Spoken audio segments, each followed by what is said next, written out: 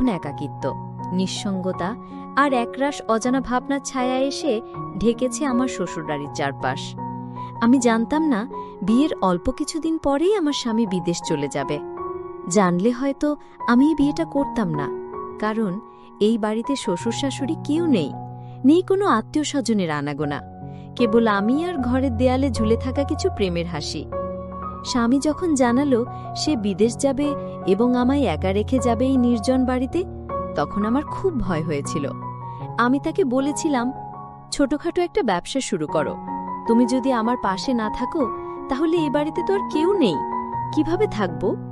কিন্তু সে একগুঁয়ে ছিল, বলল, এই দেশে কষ্ট করে বড় কিছু করা যায় না, আমি বিদেশে গেলে অনেক ইনকাম করতে পারবো, আমাদের ভবিষ্যৎ অনেক সুন্দর হবে। আমি চুপ করে গিয়েছিলাম, তবে তার চোখে ছিল কিছুটা আক্ষেপ আর কিছুটা স্বপ্ন। সেই সময় সে আমাকে আশ্বস্ত করল, তোমার চিন্তা করতে হবে না, তুহিন তো তোমার ছোট ভাই, সে আমাদের বাড়িতে এলে এই বাড়ির খেয়াল আর তোমার দেখাশোনা করতে পারবে, তাকে এখানে রেখে দাও, তুমি ওকে একটা স্কুলে ভর্তি করিয়ে দিও, সে এখানে থেকে লেখাপড়া করবে আর তোমাকে দেখাশোনাও করতে পারবে। আমি প্রথমে দ্বিধায় পড়ে গিয়েছিলাম, তুহিন তো এখনো ছোট, ক্লাস 9-এ পারে, কিন্তু আমার মনের ভিতরে ভয় আর নিঃসঙ্গতার যে অন্ধকার, সেটা এতটাই ভারী ছিল যে শেষ পর্যন্ত আমি বাবাকে ফোন করে সব জানালাম। বললাম, বাবা, তুহিনকে কিছুদিনের জন্য আমার শ্বশুর বাড়িতে পাঠিয়ে দাও, আমার স্বামী বিদেশ যাচ্ছে, ও বিদেশ চলে গেলে বাজার সদাই আর বাড়ির খেয়াল কে রাখবে? তুহিন থাকলে একটু সাহস পাব। বাবা এক মুহূর্ত থেমে বলল, তুই তো জানিস তুহিন ছোট, তাও যদি তুই মনে করিস ওর থেকে তুই সাহস পাবি, তাহলে ওকে পাঠিয়ে দিচ্ছি। তারপরই ঠিক হয়ে গেল। আমার স্বামী যাবার 3 দিন আগে তুহিন আমাদের বাড়িতে চলে এলো। হালকা ব্যাগ, বই, খাতা আর চোখে কিছুটা কৌতূহল, কিছুটা দায়িত্ববোধ নিয়ে সে ঢুকল বাড়িতে। আমাকে দেখে বলল, আপু, আমি আছি, তুমি কোনো চিন্তা করো না, দুলাভাই যাক, তুমি চিন্তা করো না, বাজার করার থেকে শুরু করে ঘরের সব কিছু আমি সামলাবো, তুমি শুধু আমাকে বলো কি দরকার। আমি তার এই আত্মবিশ্বাস দেখে অবাক হয়ে গিয়েছিলাম আর একটু হাফ ছেড়ে বেঁচেছিলাম। তারপর 3 দিনের মধ্যেই আমার স্বামী বিদেশ চলে গেল। ভোরবেলা বাসস্ট্যান্ডে ওকে বিদায় দিয়ে এসে আমি আর তুহিন পাশাপাশি হাঁটছিলাম। জানতাম জীবনের নতুন এক অধ্যায় শুরু হচ্ছে। প্রথম 2-3 দিন সবকিছু বেশ স্বাভাবিক লাগছিল। তুহিন নিয়ম করে স্কুলে যায়, এসে আমার জন্য কিছু বাজার করে আনে, ঘরের কাজেও সাহায্য করে। ওর মধ্যে একটা পরিণত ভাব আমি খেয়াল করছিলাম, যদিও সে ছোট, তবু কথাবার্তায় একটা নির্ভরতা ছিল। কিন্তু তারপর ধীরে ধীরে কিছু ছোটখাটো অদ্ভুত জিনিস খেয়াল করতে লাগলাম, যেগুলো শুরুতে গুরুত্ব দিইনি। যেমন ঘরের দরজাগুলো একটু খোলা থেকে যায়, আমার ব্যবহৃত জিনিস এক জায়গার বদলে অন্য জায়গায় রাখা, কিংবা তুহিন মাঝে মাঝে অদ্ভুতভাবে তাকিয়ে থাকে আমার দিকে। আমি ভাবতাম, ও তো ছোট ভাই, হয়তো কল্পনায় কিছু ভাবছে বা হয়তো কেবল চিন্তিত হয়ে আছে। কিন্তু আমার মনে এক অজানা অস্বস্তি বাসা বাঁধছিল, হয়তো নতুন নতুন বাড়িতে আসার জন্য। কিন্তু একদিন এমন কিছু ঘটল যেটা আমাকে বাধ্য করল ভাবতে, তুহিনের এই বাড়িতে আসা কি শুধু আমার দেখাশোনার জন্য, নাকি এর আড়ালে লুকিয়ে আছে কোনো অদৃশ্য রহস্য। স্বামী যখন বিদেশ পাড়ি জমাল, তখন মনের ভেতরটা এক অদ্ভুত শূন্যতায় ডুবে গেল, যেমন কেউ হঠাৎ পায়ের নিচ থেকে মাটি সরিয়ে নেয়। বাড়ির প্রতিটি দেয়ালে, জানালায়, এমনকি রান্নাঘরের টিনের ছাদের শব্দেও নিঃসঙ্গতার ছায়া বসেছিল। কিন্তু তুহিন ছিল বলে সাহস পেয়েছিলাম, কারণ ও বলেছিল, আপু, তুমি একা নাও এই বাড়িতে, আমি আছি, যতদিন দুলাভাই না আসে আমি এই বাড়িতেই থাকব। আমি ওর কথাই ভরসা পেয়েছিলাম, স্কুলে ভর্তি করিয়ে দিয়েছিলাম। ক্লাস 9-এ ওর নতুন যাত্রা শুরু হয়েছিল। দিনে স্কুল, বিকেলে বাজার আর রাকে বই নিয়ে বসে পড়া, সবকিছু বেশ নিয়মমাফিক চলছিল। কিন্তু কদিন না যেতেই একটা অদ্ভুত পরিবর্তন চোখে পড়ল। তুহিনের কথাবার্তা কেমন যেন গম্ভীর হয়ে গেল। ওর চোখে মুখে ছিল এক ধরনের অস্বস্তি, চিন্তার ছাপ। একদিন হঠাৎ সে বলল, আপু, আমি তো আসলে শুধু দুলাভাই যাওয়ার সময় তোমাকে সাহস দিতে এসেছিলাম, যাতে তোমার কোনো চিন্তা না হয়। এখন তো উনি চলে গেছেন, আমি বাড়ি চলে যাই। আমি থমকে গিয়ে বললাম, তুই তো নিজেই বলেছিলি যতদিন দুলাভাই আসবে না ততদিন তুই থাকবি, এই বাড়ির খেয়াল রাখবি, এখন হঠাৎ করে চলে যেতে চাস কেন? তুহিন একটু চুপ করে রইল, তারপর বলল, আপু, সত্যি বলতে এই বাড়িটা আমার ভালো লাগছে না, কেমন যেন অস্বাভাবিক লাগে, একা একা মনে হয়। মাঝে মাঝে মনে হয় কেউ যেন তাকিয়ে আছে, বা ঘরের বাতাস ভারী হয়ে যায়। আমি ওর দিকে অবাক হয়ে তাকিয়েছিলাম। তুই কি ভয় পাচ্ছিস? তুহিন বলল, ভয় না, কিন্তু একটা অস্বস্তি হয়, যেন সবকিছু খুব নিঃশব্দ আর অচেনা হয়ে গেছে। তাছাড়া দুলাভাই তো নেই, তুমি একা আছো। আমি তাকে বললাম, দেখ তুহিন, আমি তোকে বলেছি তুই থাক, আর তুই থাকলে আমার ভালো হয়। তুই যদি এই বাড়িতে না থাকিস, তাহলে এই বাড়ির দেখাশোনা কে রাখবে? তুহিন খানিকক্ষণ চুপ থেকে বলল, আপু, আমি থাকব, তবে আমার একটা কথা রাখতে হবে। আমি হেসে বললাম, বল, কি চাই? ওর মুখটা হঠাৎ গম্ভীর হয়ে গেল। বলল, তুমি সেটা আমাকে কখনো দেবে না। আমি অবাক হয়ে বললাম, তুই চাইবি আর আমি না দেব? এটা কি হয়? সে বলল, তাহলে শোনো, আমি এখনই বলবো না, পরে বলবো। আমি হেসে বললাম, আচ্ছা, পরে বলিস। এরপর কিছুদিন সবকিছু স্বাভাবিক মনে হচ্ছিল, কিন্তু আমি মনে মনে ভাবছিলাম টুইন কিছু একটা মনে লুকিয়ে রেখেছে। মাঝে মাঝে রাতে আমি রান্নাঘরে পানি নিতে যাই, দেখি সে জেগে বসে আছে। আবার কখনো দেখি জানালার পাশে দাঁড়িয়ে বাইরে তাকিয়ে আছে, যদিও বাইরে তেমন কিছুই নেই। একদিন আমি জানতে চাইলাম, তুই রাতে এত জাগিস কেন? তুহিন একটু চমকে গিয়ে বলল, ঘুম আসছিল না আপু। আমি আর কিছু বলিনি, কিন্তু এরপর একটা দিন এলো যেদিনও আমার মুখোমুখি হয়ে বসল এবং বলল, আপু, তুমি বলেছিলে আমার কথা রাখবে, তাই না? আমি বললাম, হ্যাঁ, বল। ও বলল, আগে প্রথমে কথা দাও, রাগ করবে না। আমি একটু অবাক হয়েও বললাম, আচ্ছা, রাগ করব না। তখনও বলল, তুমি দুলাভাইকে অনেক ভালোবাসো, তাই না? প্রশ্নটা শুনে আমি একটু থমকে গেলাম। তারপর বললাম, হ্যাঁ, স্বামীকে তো ভালোবাসকেই হয়। তুহিন মাথা নিচু করে বলল, আমি জানি তুমি আমাকে সবসময় একজন আপনজনের মতোই দেখো, কিন্তু আমি একাই এই বাড়িতে থাকতে থাকতে অনেক বিষয় নিয়ে দ্বিধায় পড়ে গেছি, যেগুলো হয়তো ঠিক না, কিন্তু আমি চাইলেও ধারণা থেকে নিজেকে সরাতে পারছি না। আমি গম্ভীরভাবে বললাম, তুই এখনই নিজেকে সামলে নে, তুই তো আমার ছোট ভাইয়ের মতো, আমাদের সম্পর্ক পবিত্র, তুই তো আমাকে ভুলভাবে ভাবতে পারিস না।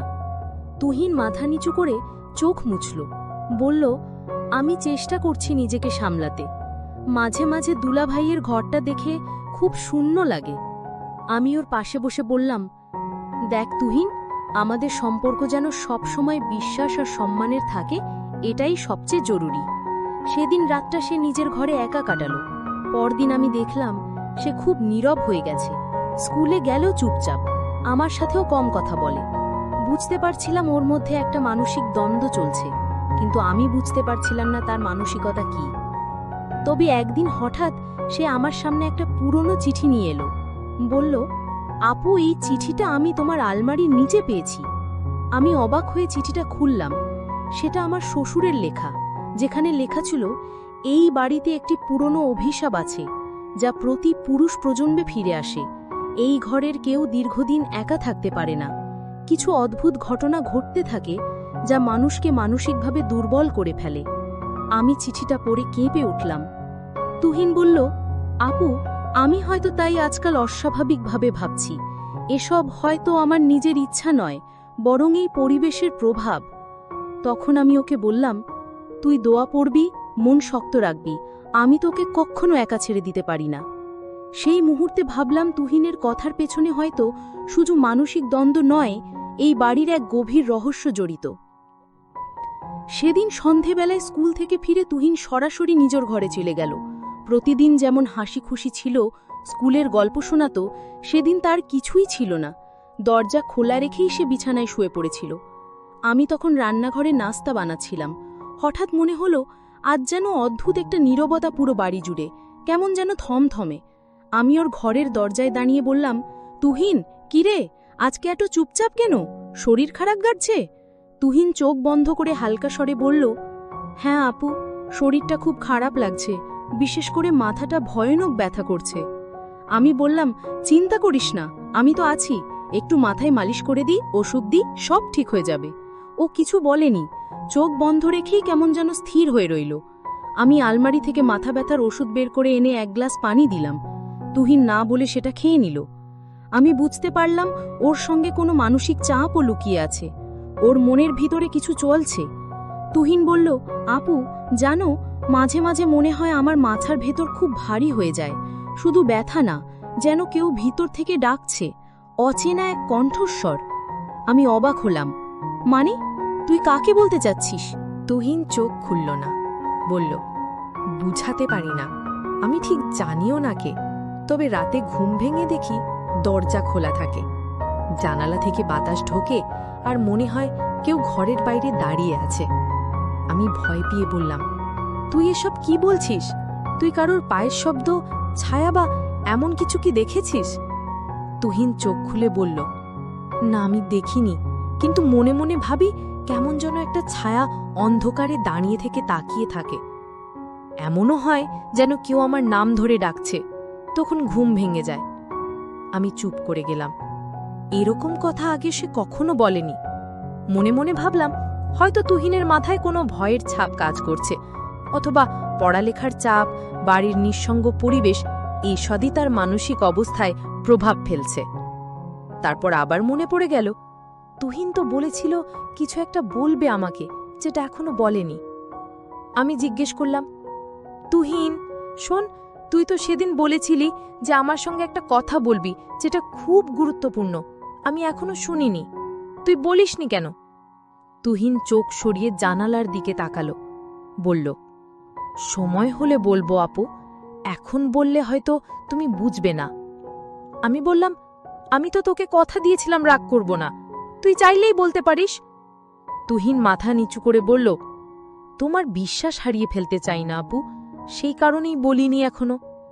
আমি বুঝে গেলাম, তুহিনের মনে কিছু চলছে, হয়তো নিজের ভাবনা, মানসিক দ্বন্দ্ব বা অতীতের কিছু ঘটনা, যেটা সে বলতে চায় কিন্তু ভয় পাচ্ছে। আমি তখন আর জোর করলাম না, বললাম, আচ্ছা সময় হলে বলিস, তবে নিজের মধ্যে পুষে রাখিস না, কষ্ট হয় তোর, সেটা আমিও বুঝি। তুহিন ধীরে ধীরে ঘুমিয়ে পড়ল। আমি ওর পাশে বসে চুপ করে ওর মুখের দিকে তাকিয়ে রইলাম। ছেলেটা বড়ই অদ্ভুত হয়ে যাচ্ছে, কিছু একটা লুকিয়ে রাখছে, অথচ সেটা তাকে কষ্ট দিচ্ছে, মানসিকভাবে ভেঙে দিচ্ছে।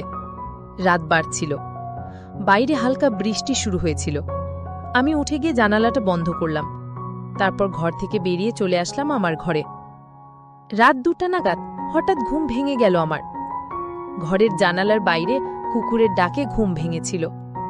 তারপর একটা চাপা শব্দ পেলাম, তুহিনের ঘর থেকে যেন কারোর কান্নার শব্দ। আমি দ্রুত উঠে গিয়ে ওর ঘরের দিকে গেলাম। দরজাটা আধা খোলা ছিল। ভিতরে গিয়ে দেখলাম তুহিন বিছানায় বসে কাঁদছে। আমি বললাম, তুহিন কি হয়েছে রে, দুঃস্বপ্ন দেখেছিস? তুহিন মাথা নিচু করে বলল, আমি ঠিক আছি আপু, একটু কষ্ট হচ্ছিল, নিজের ওপর খুব রাগ হচ্ছে। আমি ওর পাশে গিয়ে বসে বললাম, তুই একা কষ্ট পাবি না, আমি তোর বড় বোন, তোর কি হয়েছে আমাকে বল। তুহিন আমার দিকে তাকিয়ে হালকা হাসল, তবে সেই হাসিতে ব্যথা লুকিয়েছিল। সে বলল, আপুর মতো কেউ পৃথিবীতে নেই যাকে সব বলা যায়, কিন্তু সব বলা যায় না বলেই সবচেয়ে কাছের মানুষটাকেই কষ্ট দিই। আমি চুপ করে ওর কথা শুনলাম। যাই হোক, তুই তো জানিস আমি তোকে কত ভালোবাসি। আমি জানি আপু, তুই আমার মায়ের মতো, তুই আমার ভাইয়ের মতো। তুহিন চোখ বন্ধ করল, বলল, এই কথাটাই সবচেয়ে বেশি শক্তি দেয়, আবার কষ্টও দেয়। আমি তখন বুঝে গিয়েছিলাম তুহিনের মনের ভেতরে এক ধরনের দোটানা চলছে। সময় হলে সে নিজেই বলবে, কিন্তু আপাতত ওকে সাহস আর আশ্বাস দিয়ে পাশে থাকতে হবে। নিজের তুহিনের কষ্টের গভীরতা বুঝতে পেরে আমি ওর পাশে বসে আর কিছু বললাম না।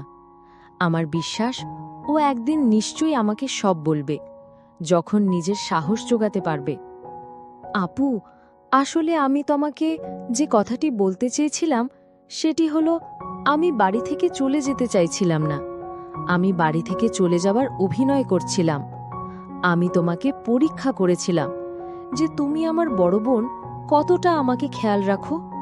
কিন্তু আপু, আমি একটা বিষয় বুঝতে পারলাম, আসলে আমি তোমাকে কোনো কথাই বলতে চাই না। এটা আসলে আমি এমনিই বলেছিলাম, দেখি তুমি কি করো। কিন্তু তুমি এটাই প্রমাণ করলে যে ভাই বোনের সম্পর্ক সারা জীবন যেন পবিত্র থাকে এবং এই সম্পর্ক যেন কোনো দিন শেষ না হয়ে যায়। আর তুমি এমনভাবে আমার দেখাশোনা করেছ, সেটা নিজের মায়ের মতো। আসলেই তুমি একজন সত্যিকারের বোন, যার কোনো তুলনা হয় না। পরদিন সকাল, সূর্যের নরম আলো ঘর ভর্তি করছিল। তুহিনা যে একটু হালকা লাগছিল, কিন্তু ওর চোখে সেই দৃষ্টির ছায়া মুছে যায়নি। ওর মধ্যে এখনো লুকানো সেই গল্প, সেই বেদনাই জানেছিল। আমি ওকে খাওয়াতে নিয়ে আসলাম। ওর প্রিয় প্যানকেক আর চায়ের কাপ হাতে দিয়েছিলাম। তুহিন ধীরে ধীরে খেতে লাগল। এভাবেই আমাদের গল্প শেষ হলো।